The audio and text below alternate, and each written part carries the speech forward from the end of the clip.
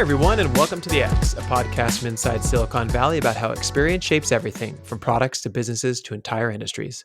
I'm Brian McLean, and I'm here with Demetrius Madrigal. Today, we're going to do a deep dive talk about NFTs. In the past few months, sales volumes have declined as much as 90%, while high-profile NFT collectibles, such as Jack Dorsey's first tweet, sold for a tiny fraction of what an investor originally paid for it. It definitely looks as though NFTs, as a pure investment, are passing into history.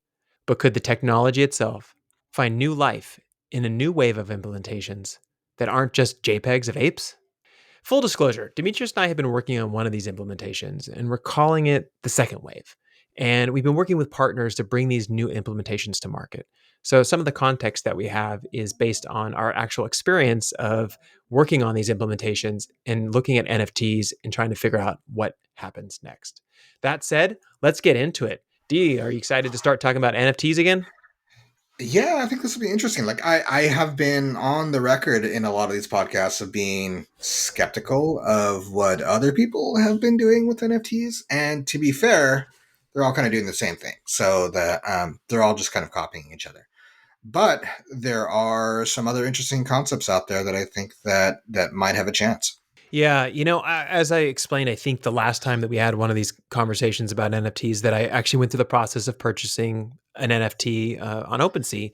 And after thinking about it for a couple of months, I think it's been a couple of months now since I made that purchase. There's just too many steps, and something else kind of sunk in that you and I had discussed, and we'll talk about that also today. Is that I don't know what to do with it now. So I actually have it on my phone. I can look at it, because it's connected to Coinbase, Mhm. which is where I actually transferred it to, and it cost me money to transfer it there. But I wanted to see what that process was like, so I did it. But I'm not sure what to do with it. And my big question to you is: do you think NFTs have a future?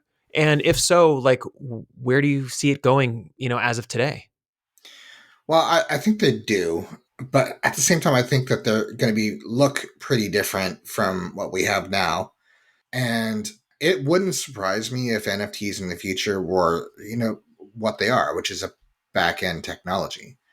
They're not necessarily like the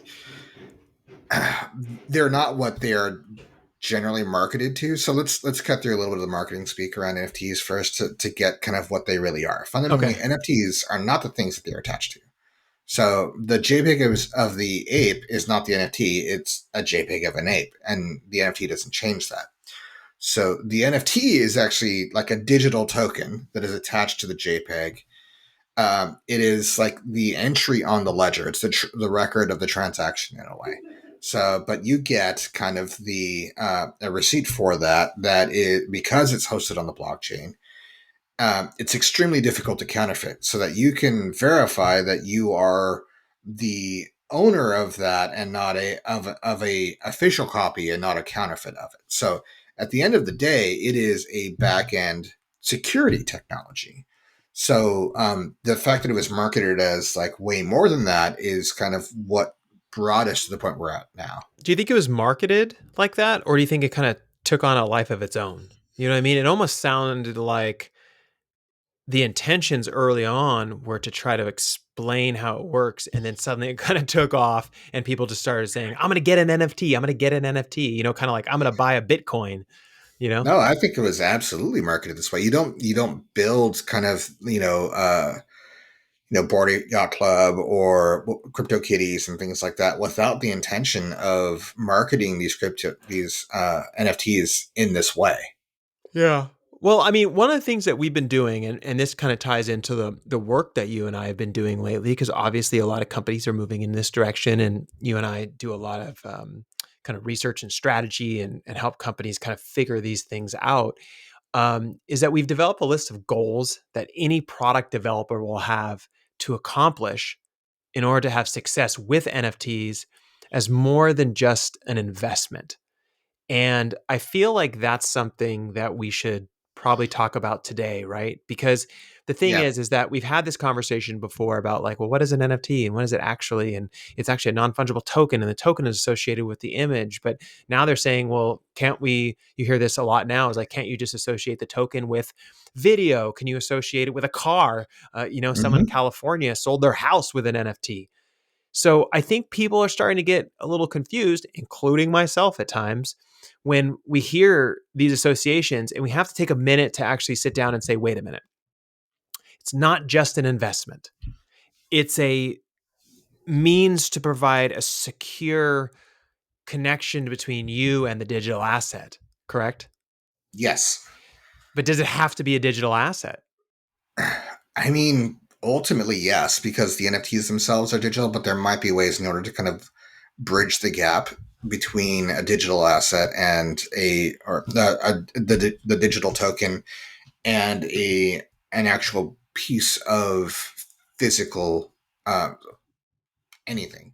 So I had this thought very early on of like, oh well, what would be interesting is if you can use an NFT to validate an actual piece of art, a piece of physical art, like the Mona Lisa, for example. One of the ways you could do that is take a photograph of the Mona Lisa with extreme levels of resolution. So that you can capture every little thing that would show up like you're scanning it at like an extremely high resolution.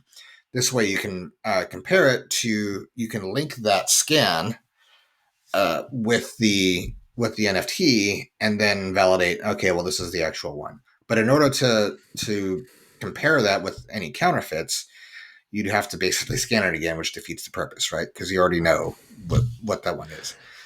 But at the end of the day, it is kind of you have to have value in ownership, not just resale. So that's kind of the first thing that needs to be Well, established let is me let me the pause. value of the item. Let me pause you there for a second, because I want to go back and I want to challenge you before we actually get into these new uh, almost like categories of thinking that you and I have established through our work. And the Yeah. first one is ownership value, and we do want to get into ownership value in a second, but I want to go back to something. So if we're gonna take the Mona Lisa and we're gonna scan it, right, and we're gonna use the best photography or scanners in the entire world, and we're gonna get the best one, and we're gonna link a non fungible token to that particular digital asset, and then say, now we're cataloging the Mona Lisa. Aren't we just cataloging the scan of the Mona Lisa? But we're not really Yeah. cataloging the actual Mona Lisa. There's only one of it, and we know there's only one of it, and we know it's at the Louvre in Paris. So Well, there's one original, and that's the point, right? There can be multiple reproductions of it. So the idea would be that every time that somebody creates a reproduction of it, every time that there's a knockoff made, there will be perhaps microscopic differences between that individual device and or individual piece of art versus the actual original Mona Lisa. So what you would ultimately do is you would take the scan and then you would validate the scan using the NFT, knowing that this is the actual scan of the original Mona Lisa. But then when you get to validating a physical Mona Lisa versus a reproduction of a Mona Lisa, you'd have to rescan them both and then compare them to your validated scan to see which one is which.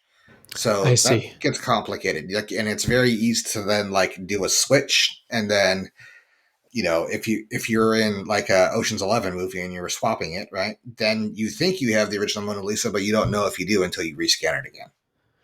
I see. Okay, so that's a way to actually bridge the digital with the physical, and I see where you're kind of going with that. And that's an interesting way to look at it. Now let's talk about this other example, which was this person in California, Southern California, who decided that they wanted to sell their house with an associated home NFT. So basically, this was an image taken of the house, high resolution image taken of the house. I think they made modifications to the image as well, and that Mm. when you purchase the home, you also purchase the associated NFT that was linked to that house. I don't understand how that has any value, to be honest with you. And the I reason mean, is it because of doesn't. this, is that when you're buying a physical asset like a home, right? You can live in it, you can do something in it, right? When you're signing on the dotted line, you're going to pay $1 million for that house. I don't know that there's a lot of thinking behind, well, I'm going to pay extra because now I have the NFT that's associated with it, because someone else can come behind. There isn't like some body uh, of individuals that declares that the one photo that was taken of your house is the photo of your house. And now that's on the blockchain and that has an NFT associated with it. And that's connected to your home for sale, right? It's just that the homeowner took a picture and then put it on the blockchain and then, connected the address to it and said, okay, you get the NFT as well. Well, they're overthinking it, right? It's not about an image of your home, because that's what people are used to. Is like, oh, an NFT is an image, right? It's a JPEG of an ape or a kitty or whatever it happens to be. It's not about the physical home so much. It's about the deed.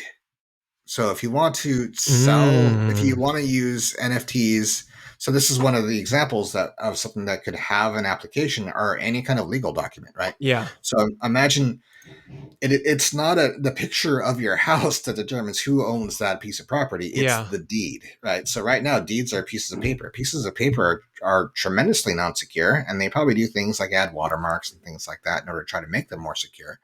But what you can do instead is create a digital file of that deed, whether it's a scan of the deed document, and then attach an NFT to it. That way, if somebody gets a hold of a copy of it and uses some technology to like Photoshop it and basically change components of that deed, either the address or the homeowner, or fills in some kind of like if you imagine if it was a pink slip for a car, Yep. all you have to do is fake somebody's signature at the bottom, and now you can transfer ownership of that car Okay. with So now you're an onto something NFT in here. place. Then that makes that whole process much more secure. Yeah, and now you're really onto something here. So one of the things that you and I had discussed before is the idea that where this has high value is when a deed or what would be a legal document or any of these types Or of things, contract. or a contract is originally created in a digital form, and then Mm-hmm. it is stored on the blockchain, and that when that contract needs to be updated, expires, or any of that kind of stuff, it all can be modified, but everyone is very, very clear about where it was signed, when it was signed, how it was signed, who signed it, and everything, Mm-hmm. because there is no printed copy that can be modified because the original is only stored and was originally stored on the blockchain. Yes. So there's been an issue with contract. I mean, we do contracts all the time in our work, right? Because we're constantly partnering with other companies. Uh, for the longest time, it's kind of bugged me. Like, all right, we've signed this contract. We have a PDF of it. Maybe it's a locked PDF. Like, Adobe's trying to do all these things in order to make sure that somebody can't mess with that. But at the same time, what's to stop somebody from, you know, editing, photoshopping that document, or just going into Word and changing the terms of the contract? So now instead of these payment terms, it's these payment terms, or this confidentiality clause to that confidentiality clause, changing the date, all those kinds of things, and then saying, no, this is the contract you signed. The best way to avoid doing that I am aware of at this point in time is to have a blockchain kind of record of what was the original contract that you signed. Mm-hmm. So that is an application that everybody's talked about for quite a while. I believe somebody's doing this. I Mm-hmm. think. Did you look into this? Yeah, it's definitely in dev, like, because Yeah. there's a lot of companies that are thinking about this. I think companies like DocuSign and Mm-hmm. LegalZoom and all them, they would just kill it in this space. I mean, it would be amazing for them. I will tell you, when I Yeah. refinance my house, it's done digitally, and then they Mm-hmm. print a copy and they give it to you. Yep. Sometimes they'll come over and have you sign like 50 pages or 100 pages or whatever it is on the dotted line. I don't know why. In some cases they do that. In some cases they're okay with digital. But the fact is, most of the stuff is actually moving to digital. Now I'll take it another level. So when you're talking about the smart contracts that exist within these blockchains, you can actually program into them conditions and things that will occur over time. So, for Mm-hmm. example, the contract is originally executed with X percentage of royalty. Well, guess what? 2 years down the line, the royalty changes. It automatically triggers an event with your finance department. Finance automatically ups the royalty amount. Royalty amount is automatically paid to the person who created it or is working with you or whatever it is into their account. No one ever had to do anything. It's all Yeah. automated. It's all preset when the original contract was signed. I love that stuff. I love the removal of negotiation over and over and over again Yeah. when we don't need to do that if it's all digital. It's in writing. Everyone can see it. Everyone can check it. Everyone can look at the transactions. Everyone can look at when they post, when they clear, all that good stuff. Like, so I think there's a lot of value in that area. Mm-hmm. Yeah, absolutely. I think that, and there's a lot of different ways to do that. I think contracts, any kind of legal document like deeds, pink slips, mortgages, car loans, anything like that is an obvious use case for NFTs in order to do that. There's probably other ways to accomplish very similar things, but that is an opportunity space in which NFTs can be applied. Now, there's a variety of different things. We talked about Kevin Smith's Kilroy project. Basically, what happened there is if you bought an NFT version of Kilroy, you got granted a license to create derivative works. You could create animated shorts, you can create live action shorts, you can potentially create entire features or create comic books or anything based on that IP. That is something that hasn't really been done yet, as far as I know, with all of these art like NFT collections. Is like, all right, well, you're getting the right to reproduce or you're getting the right to distribute. And if somebody were to do that, then there would actually be some value there. Yeah. So, what you're actually talking about here is kind of our first principle that we wanted to discuss today, which was ownership Mm-hmm. value, right? Not just resale value. So, it's this idea that basically when you have established a non-fungible token associated with a digital asset that you have, whatever it is that it's not just about what I said earlier, which is like, I have this picture now and I'm not sure what to do with it. Do I just look at it every once in a while and feel good that I bought it?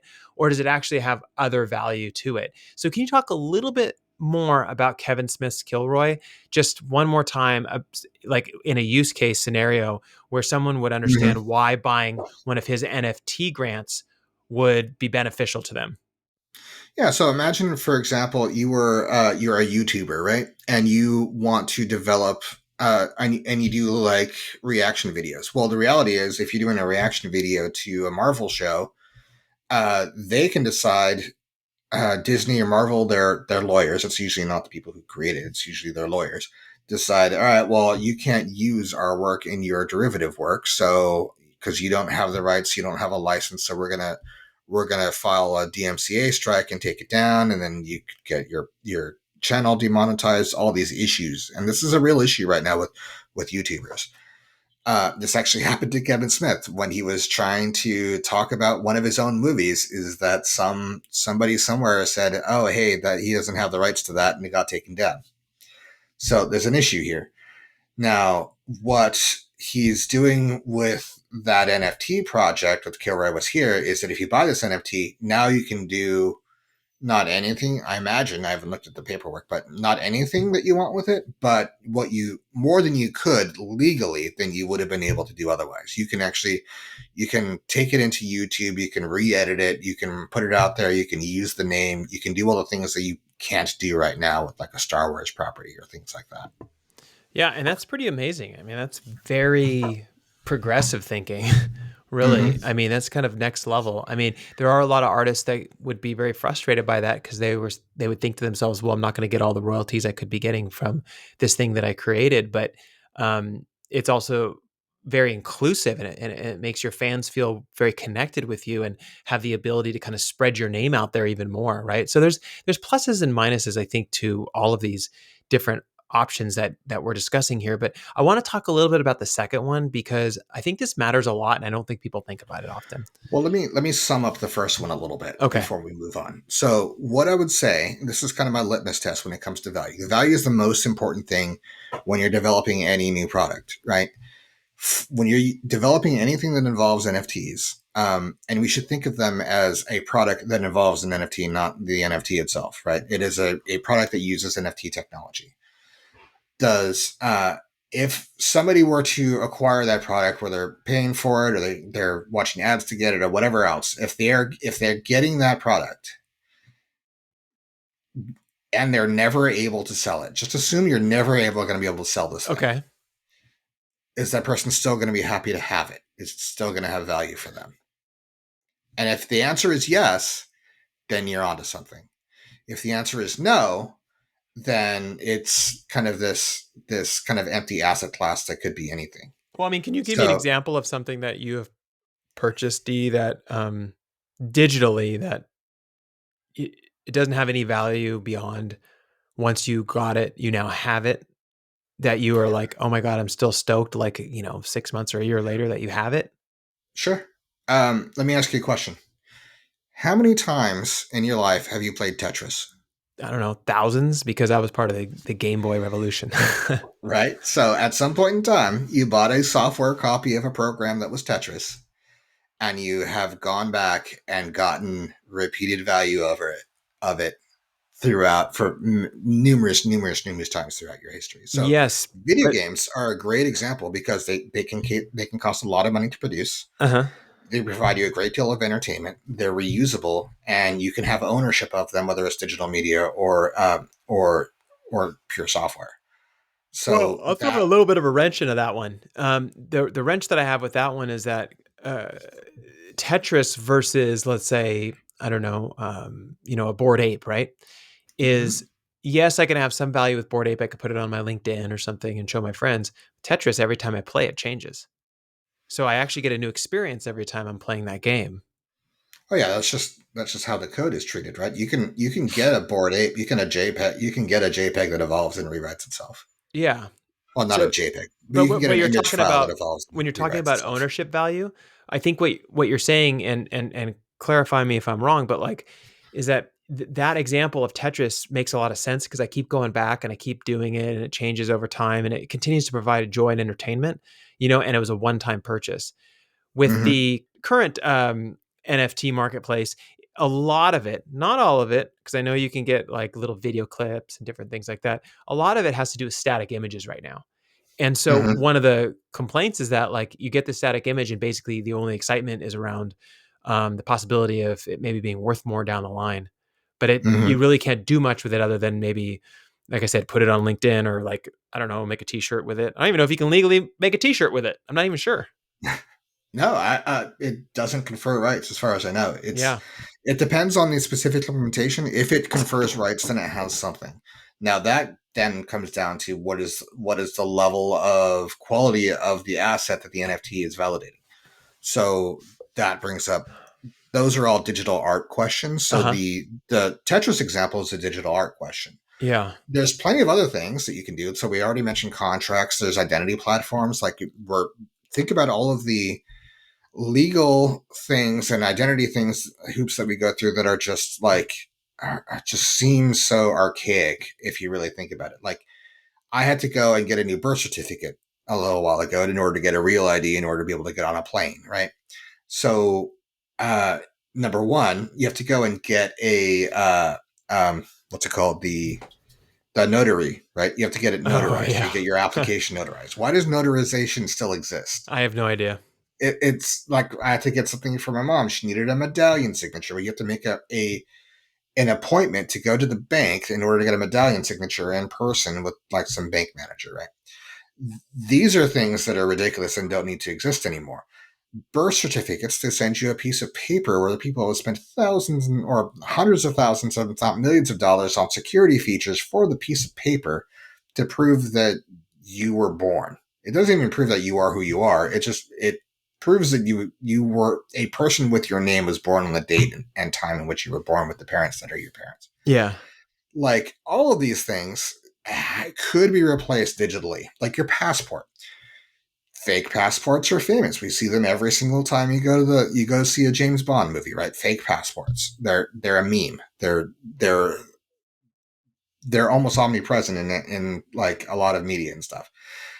Now, that said, I think it flows nicely into our next point. So the first point was it actually has to have value for ownership, not just for resale. The second one, it has to actually feel like it's valuable. It has to have a feeling of being exclusive, unique, special, or secure. That's an interesting one. So you're talking about the psychology of user experience where it has to kind of elicit emotional response. Is that what you're referring Yes. to? Okay. Yes. So let me ask you a question. You mentioned before when you bought that NFT on OpenSea. Mhm. What's your kind of emotional response for owning it? How do you feel about it? That's a great question. I think that it was exciting to buy it because it was hard. Hmm. um, It was a Meaning I had difficult user it's experience. a So great. difficult user experience, and I made it through. So I was able to, yeah, I was able to get You it. accomplished giving somebody else your money. Exactly.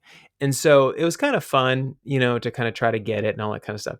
Once I got it and it showed up on Coinbase NFT section, because I didn't buy it from Coinbase. I just want to be clear with everybody. I actually bought it from OpenSea, used MetaMask, transferred it over to Coinbase, blah, blah, blah, blah, blah. So after doing that and getting it, I was like, oh, it's kind of cool. I own one. And then I completely forgot about it because Mm-hmm. it doesn't do anything for me. And the emotional experience behind owning it was just kind of like, oh, look at me. I just bought an NFT. I could say that I now know how to buy NFTs, or I've purchased NFTs. And I've done this before, but with clients, not like on my own. So this was like just an experiment of me just doing something completely on my own for fun. And Mm-hmm. it was kind of exciting in the moment, but now it's like not exciting at all anymore because I don't know what to do with it. And the only excitement that I can get from it would be looking up its value and seeing if maybe I relisted it, if I would make some money off of it. But I don't even want to do Mm-hmm. that either because it's not like it's going to go for a lot more than what I paid for it. So I'm not really, motivated to do that. So it's a very strange thing. It's like owning art in general. Like once you have it Mm-hmm. up on your wall for a while, sometimes you're like, "Oh, I don't really want that anymore." And then you put it in your bedroom and Yeah. you put it behind your bed or something, and then you don't look at it for 20 years. And I started thinking about this analogy. So I have two friends in my life who own boats. And they both has said the same thing to me. They said, the greatest day of owning the boat is the day that you purchased it and the day that you sold it. And the Yeah. reason is because the in between in that experience is a lot of money and a lot of upkeep. And Mm-hmm. there's another joke that says, the best boat you can own is your friends, meaning like your friend has a boat and you get to go spend time on it, right? Because there's just a lot of stuff that happens in there. This isn't the best analogy for like an NFT JPEG asset, but like it's similar in the sense that like it was exciting when I got it, and I'm sure it'll be very exciting if I ever sold it and made money off of it. But the in between hasn't provided any excitement for me. Yeah. So let me ask you a question. I'm going to go back to the analogy you've been using before. Um, how does that experience of owning it compare to your experiences with Tetris? Oh, way different. Because see, with Mm-hmm. Tetris, it's like every time I pick it up, I'm like, ooh, this is gonna be fun. And then I go play it again and I have a really good time. And then I put it back down and then I forget about it. And then I think about it. And then I get to go have an experience with it again. With this Yeah. particular image, there's no experience. I just stare at it. Yeah. Um, you So know, it's basically the conclusion that I've come to is that you've gotten more experiential value, more entertainment value out of Tetris than you have out of the NFT that you bought. Yeah, absolutely. Yeah. Yeah. And and when I hear people talk about NFTs, the only thing they ever associate it with D is going up in value. Like no one ever says Yeah. like, "Oh, I got this NFT. It makes me so happy every day I play with it and use it." It's more like, "Oh, I can't wait for this thing to go up in value." Even the crypto kitties of like, you were able to do things with them and all that kind of stuff. People are still on speculation outlook, right? They're just like, "Ooh, Yeah. how much is it going to be worth next month?" Right? It's like if you had to pull that component out of it, how much value would it have? Yeah, absolutely. Well, one of the things that stood out for me when I was evaluating kind of how this first round of NFTs worked, and I looked at it and said, okay, this isn't going to work. I realized that the greatest experience that anybody has with these NFTs currently, like the best experience you can possibly have, is the moment you get rid of it. Especially if you make money on it. Yeah. I mean, if you don't make money on it, it's probably the worst experience. But the greatest potential experience that you can have is offloading it. It's not the experience of actually owning it, it's the experience of getting rid of it. It's like a mortgage. I That have a was my mortgage. Oh description of yeah. it. That was my analogy. It's like, all right, cool. It's exciting when you get it because of what it means, right? It was like, okay, well, you have an investment that can go up in value. It ties up your capital that you could be investing in other things into this investment until you can offload it. And then when you offload it, you have the relief of like, okay, that's a responsibility I no longer have to be responsible for. And it frees up my capital. And hopefully my the asset that it backs has gone up in value. Yeah, and It's the one thing it's a mortgage. yeah, and the one thing I do want to say about that is that we're not bashing on this. We're actually just kind of explaining it. Is that at the end of the day, one of the things that happens in tech quite often is that you have to have a first experience in order to work out the kinks of a platform, right? And Hmm. tying them to JPEGs and things like that makes a lot of sense. It's kind of an easy implementation. It shows proof of work on the I'm not using the term properly actually, but like proof of experience on the blockchain platform, meaning like you actually can easily see something go in the ledger, and then come out if it needs to, and that kind of stuff. So it is just the first run at this, and I will say Sure. that. And as the first run, it's fun to see how it works, but it isn't providing a lot of emotional excitement. No. And I think that the next generation will find a way in order to deliver a positive emotional experience in the product experience. I agree. So what's the next one on here that you and I have been talking about lately? Why don't you kind of explain it? So the next one is you need an enforcement system.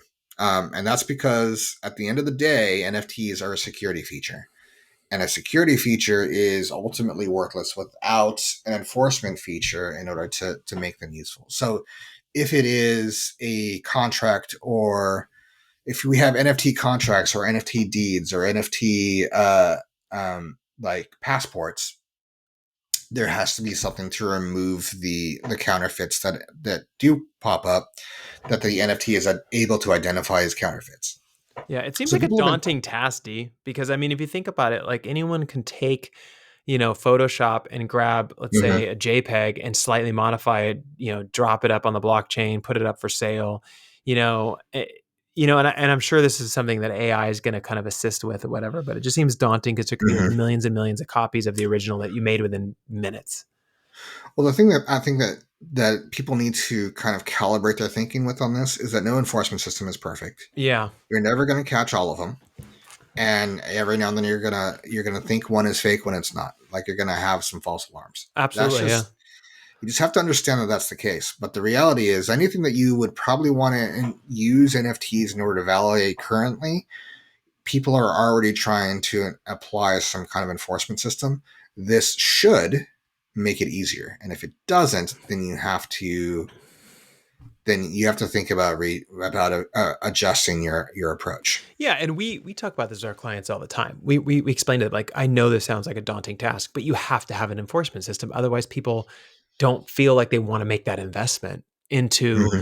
not just creating one or buying one, but the whole process itself, right? You want to Mm-hmm. feel like you're protected. It's just like a safety and security thing. Yeah. And one of the things that you and I were talking about was that balancing act of being too aggressive or too passive, right, with enforcement.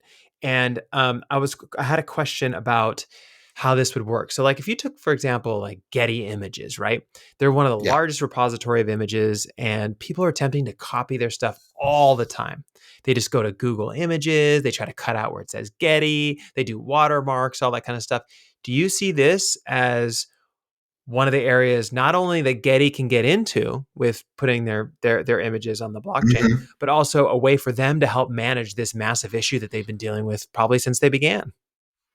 Yes, and the reality it's not it wouldn't be a perfect solution. You're never really going to have a perfect solution for this kind of thing, but with the right enforcement system, using NFTs should make it easier. So this was interesting because, my partner is a photographer, and they constantly have to figure out ways in order to ensure that people aren't going to steal their photography.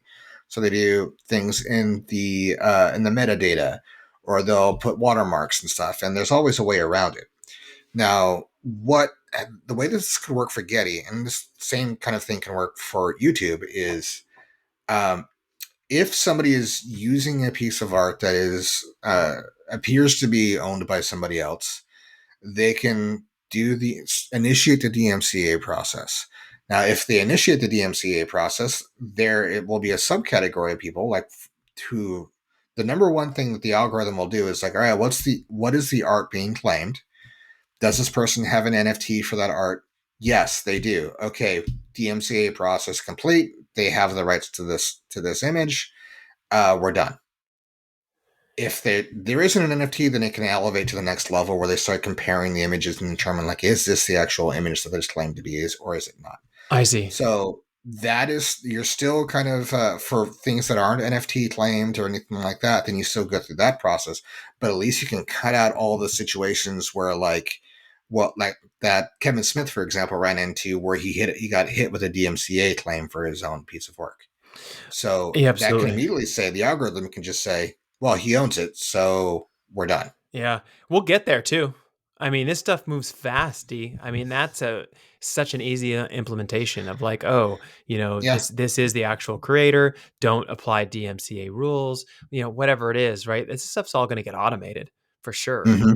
And I look at everything that you're saying here, and it makes total sense. You have to have that enforcement system to make people feel safe and secure.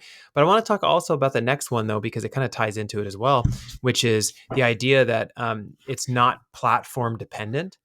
And I know that we were talking about this because a few situations have happened, and everyone has probably seen them in the news, where NFTs are built around a single closed platform. You purchase Hmm. them, you own them, and then suddenly it shuts down, whether it's a game that disappears or a company shuts down. And then that stuff you bought, you don't have access to it anymore, right? Yeah. It's kind of worthless at that point, right? So you have to have a backup plan on where these are going to go. So if you're a company and you want to implement NFTs, you can't just say, "Oh, they're going to be stored on my platform and you can only get them here." You have to be able to have the option to move them off or automatically be moving them off to a third party so that if anything ever does happen to your servers or your company goes down, that the owners of those still have access to them because that's the right thing to do and that's the way to go. Ultimately, you imagine the scenario we talked about. So let's say we're talking about NFT passports, right? So let's say the federal government, they partner with a single company who is going to issue and maintain all the records for the NFT passports. So you get your NFT passport, you have your NFT passport, and that company that's managing it gets shut down, right? So, and they were the sole, they held the sole keys to the kingdom for the oversight on the blockchain, right? This is a private blockchain. And now nobody can validate whether or not your passport is a real passport. So you're the thing that you've probably paid some money on in order to have issued now no longer is accessible or usable. It's worthless. Yeah. So this is the kind of thing where there needs to be some kind of redundancy where if that platform for whatever reason, like it could be they went out of business, it could be they shifted focus, it could be that they got hit with some crazy DDoS attack or something like that, that there is still something that that person can do with that NFT for it to have value. Because You otherwise, know, people are going to be reluctant to get into it. Well, you hear about how there's more and more regulation coming in for crypto, right? Because if you want Mm-hmm. that particular group to grow really, really big, you have to have regulation, right? So that people feel Mm-hmm. safe and secure. It all goes back to all that stuff, right? I have a feeling that part of that regulation gets kind of blurred into this whole NFT thing, and it will be like legally required to do so because you can't just be like, oh, I own my car and I dropped it off and left it at a car storage place. It went out of business, so my car's gone. No, Mm-hmm. you have to be able to go get your car, right? Like, and that's gonna probably be the thing for this as well, right? Like, Yeah. it'll say if you're gonna start a company and you're creating these things, you have to have a backup of them, or they have to be stored in a third party location, or there has to be some sort of protections for the consumer there. Well, it's almost kind of a mandated cross-platform functionality. It means that if your NFT is being managed by a single platform, let's say it was a gaming world, right? Because that is I have an example that I can share of one that Okay. shut down and became worthless, and it wasn't ultimately the fault of the company. It just, we'll talk about it. But you imagine that Fortnite releases a bunch of NFTs for things for their games, right? Like NFT guns for their games, and then Fortnite shuts down. Well, in order for you to still have value, that means that you have to be able to take that asset and bring it into another game or something else. So that's something that could be. I mean, hopefully the market just kind of corrects on its own and makes these things cross-platform, because that's one of the areas in which it can actually have value for Uh some huh. digital assets. Is that if you own it, you have the right to take it cross-platform, because if it's only going to be on one platform, you don't really need an NFT for it. We already have records for who owns it.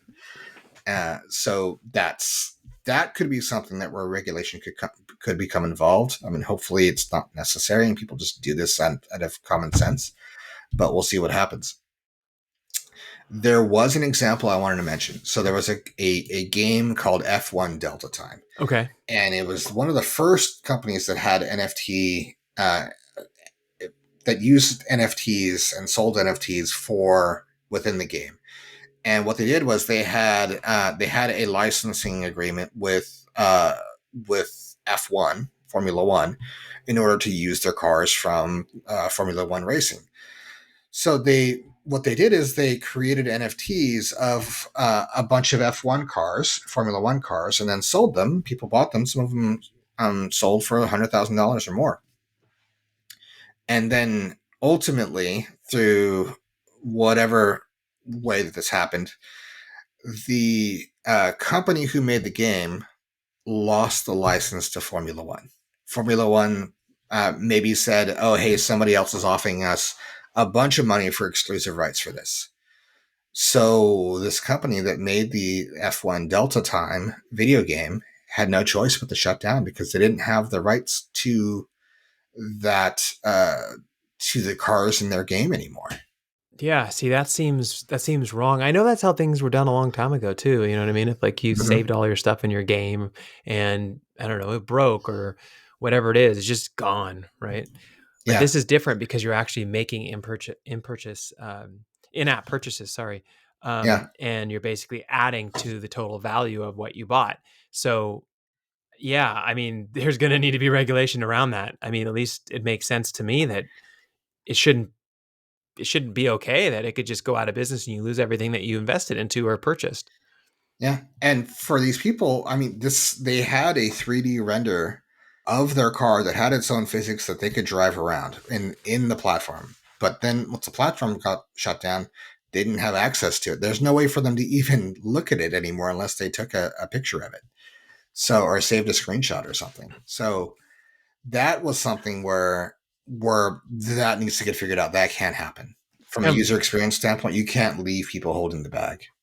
Well, the last one we have here, and I want to be clear with everyone, this list was generated by us because of the work that we do in this space. So there could be more that we add on and in the future and stuff like that. But these are the ones that we felt were the most important to talk about today. But the last one is reasonably priced and accessible.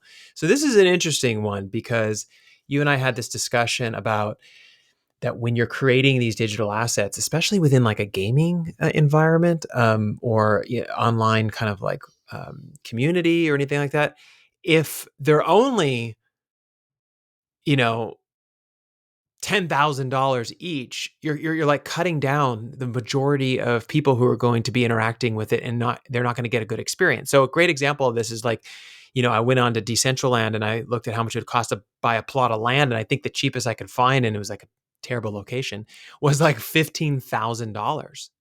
So Yeah. it's like for me to purchase a piece of land and have a token associated with it and all that kind of good stuff to engage with all these other people, it's going to cost me Mm-hmm. 15 grand. Not going to happen. So what now Yeah. it is only a place for exclusive people who have a certain amount of wealth, right? So if you want inclusivity and you want people to be engaging and buying these NFTs and having fun and kind of like being part of that community, it needs to be reasonably priced and accessible. Yeah. So what that does is I hear about that and I'm like, I'm not even going to try. I'm not even going to look because I don't Exactly. want to, like, if I might be willing to spend, under $100 in order to try out an NFT experience. Definitely. As soon as it's like that amount, I'm like, I'm not even going to look at that platform. Even though if you look at what we've talked about, right? So I'm glad you brought up Decentraland because I want to run it through kind of our checklist, right? So it's in a metaverse. It's a piece of land. You can buy it. Now you own the land. You can do things with it. You can build on it. You can advertise with it. It has actual ownership value. You can do something with it. You can go there and enjoy it. You can invite, if you have your friends who are musicians, then they can come and play a concert there. There's all kinds of things you can do with this piece of land within a metaverse, right? It can feel exclusive because it's your land. You can, especially if it's in a great place, you can show off your ability to decorate it or build or host events or any of these kinds of things, or just the experience of owning it, right? This is kind of like what you get with Minecraft, for example. Somebody builds an amazing building and they show it off and they feel great about it. Now, I assume there's an enforcement system in place. I assume that like somebody can't just come along and try to take your land. Uh, I don't know exactly how that I works. Does don't it have know because I didn't get a chance to buy anything. that? I was like, 15 grand. Are So, you crazy? all right. So let's say that they do. Let's say that they do, right? That they have an enforcement system. Now we're at the point where we've got, ownership value check, feels exclusive and has value, and you have a good product experience, the emotional reaction check, enforcement system check, platform dependent. Now, in order for them to check this off, they have to be able to export your land and take it somewhere else. Yeah. Now, this is something that a lot of metaverse platforms are going to have a problem with.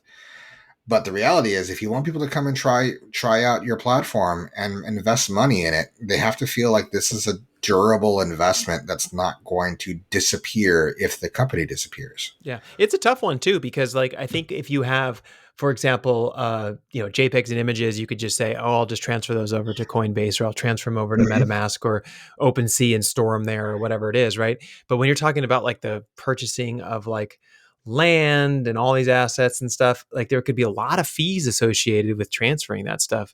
And then Mm-hmm. also, once it's transferred, is it just like pending and sitting there? And how do I get it into a new land? Yeah, This is going to require collaboration between companies. yeah, Ooh, what a crazy word. Companies actually yeah. working together instead of against each other. Yeah, so there's a reality about anything social and metaverses, games, most experiences like that, right? Like you think about like what movies you were watching in like 1995. Maybe you were watching like Jurassic Park, right? Yep. You're not still watching the original Jurassic Park every day. You've moved on to different experiences. So for a metaverse platform, you build it, you can't really expect people to still be using the same platform 20 years from now. They could very well be, all right, well, this was great when the time was, I enjoyed my World of Warcraft experience. Now I'm moving on to a different experience. If you want people to invest money into owning a piece of land within that, then I mean, you could tell them they can sell it. But if the hot new game right now is where everybody's going, that means they're probably going to sell it for a loss because they bought it at the high and now they've got to buy something else that's going to be at the new high, right? Because that's where the experience takes you. Now, what would work better is if you could just take that land and transfer it to the new experience, especially if that is either the same company that's developing that new platform Mm-hmm. or if they're partnered with them. So, what I would love to see, and I've been, this has been the holy grail for a while, is like all these companies get together and create like what they've done for technical practical things Mm-hmm. like an XLR connector or a USB or something like that, and just establish some industry standards for going cross-platform. Yeah.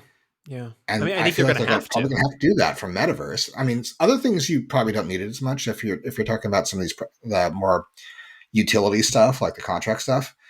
Probably don't need that as much because it's just kind of a read write formats and Yeah. stuff. But for something like this, where it's more robust and experiential and like there's all these things to it, if you don't, then a lot of the crypto elements that you're trying to implement are just not going to take off. Absolutely. Yeah. I mean, it's going to have to happen. And I sometimes was thinking about escrow when you were talking about this, how Mm-hmm. there is this very trusted like escrow service. And wouldn't it be interesting if, um, and I'm just using banks as an example, but like, let's say there was an escrow wing of a bank, and whenever you purchase an asset on anything, a marker goes over there and indicates, like, hey, Brian owns this particular thing, right? And then Mm-hmm. if that platform closes or anything happens, it automatically transfers the assets into that escrow account. And then when you need them, you can go get them from the escrow account. Like, Yeah, meaning you're absolutely. required to have a link to a third party trusted source, like a bank or something like that, that's backed, FDIC backed, or whatever it is. You know what I mean? Like, they Yeah, could come up with interesting ways to handle this, to yeah. ensure that nothing ever disappears, and also it's not dependent on the company's resources in order to Mm-hmm. transfer all those assets over. It's just automatically linked or hooked to it. Yeah. Well, people need to look at how Minecraft handles this, because what if you were to join, and some of them charge in order to join like a multiplayer server that's run by like essentially a company, and it could have 20, 30 people, more 100 people on that server, and everybody picks a spot and they build on it. If you want to leave because you don't want to pay, your $5 a month anymore for access to it, what they can do is create a copy of that server and give it to use offline in a single player world. Yeah. And it's basically they create a backup and they send you the files. You load the files up and you have access to it. If you had something like that, even if it was restricted to the land that you own within that metaverse, like the central land or sandbox, then that is a way for it to become durable beyond the life of the platform. Yeah. That makes a lot But of we started sense. talking about this because we were talking about reasonably priced. So let's say that existed. Maybe let's say, for the purposes of this exercise, that the land that you bought on Decentral Land or Sandbox was cross-platform. Okay. So you've checked off 4 of the 5 things that we've talked about. Now you're telling me that it cost $15,000 minimum in order to make an initial investment. You've already lost me. I'm Yeah. already not. You've got everything else. Everything else is there. You already lost me. I'm already like, no.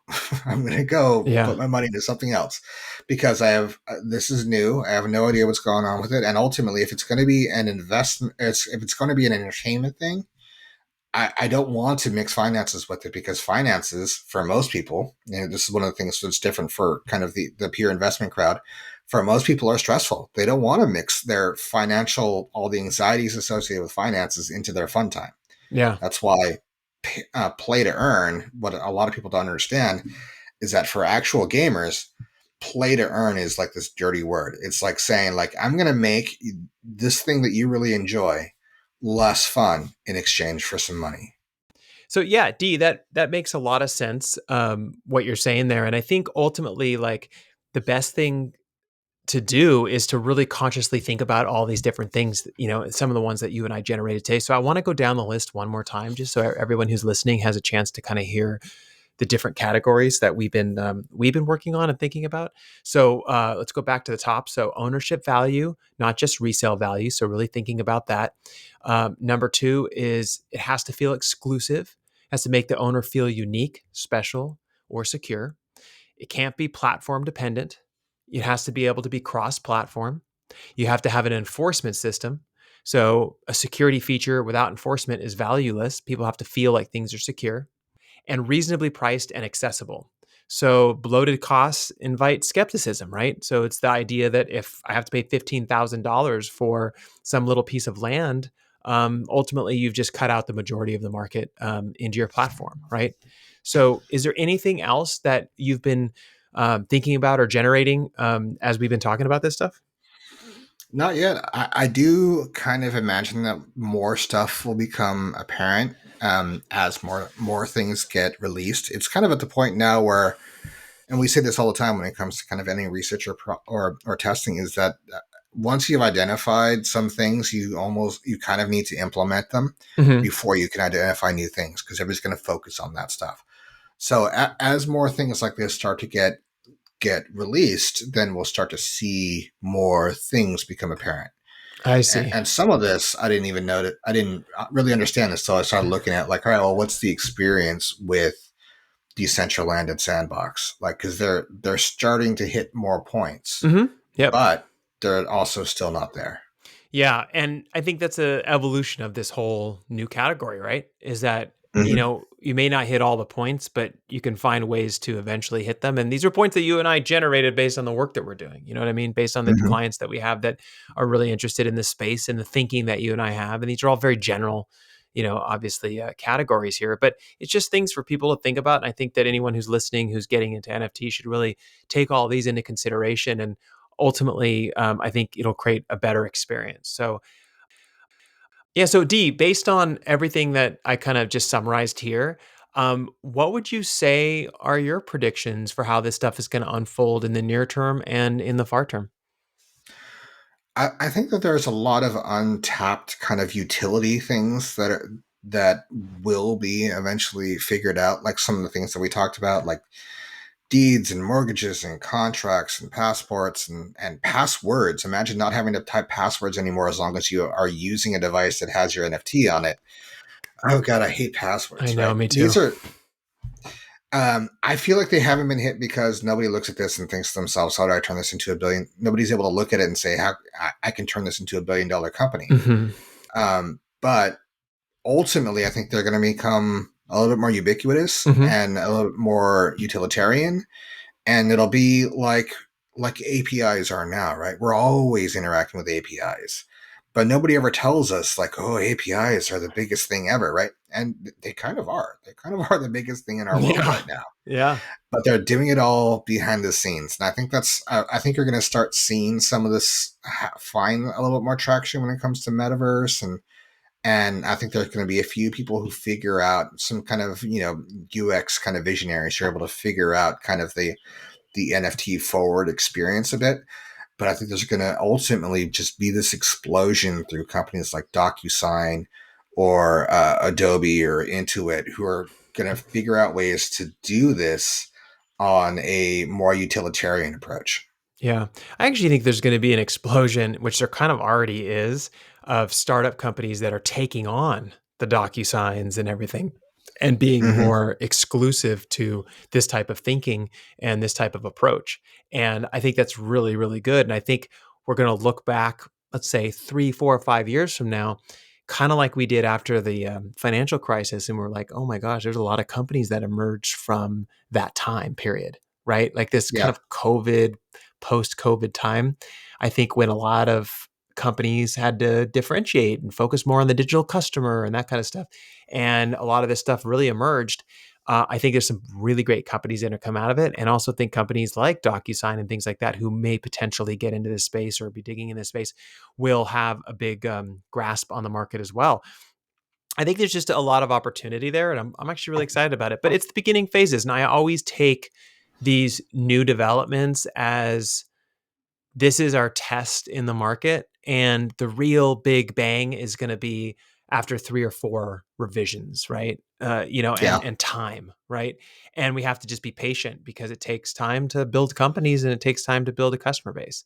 So with that said, I think this is a wrap for today. It was kind of fun to deep dive into a topic again. D, I think we should do more of these. I know that we switched from deep dive topics into kind of discussing more like weekly news and things that are going on in tech. And I think blending the two together is probably the way to go, because a lot of our listeners like these as well. So thank you all for taking the time to listen to us today. Really appreciate it. We'll be posting links to many of these sources that we referenced on Twitter, so you can find us and follow us on Twitter at the X Podcast One. That's the X Podcast number one.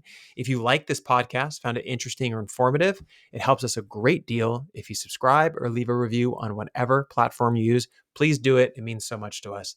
Thanks, everyone, and we will see you all next week.